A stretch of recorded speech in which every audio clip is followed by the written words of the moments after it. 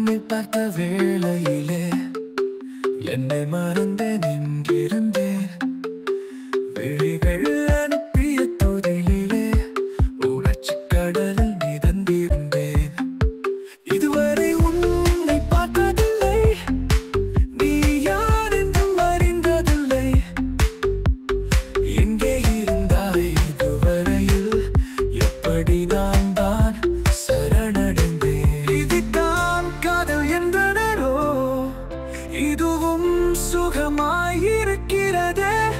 எந்த வாழ்க்கை உன்னோடு, அந்த வாழ்க்கை உயிர்ப்போடு தினமும்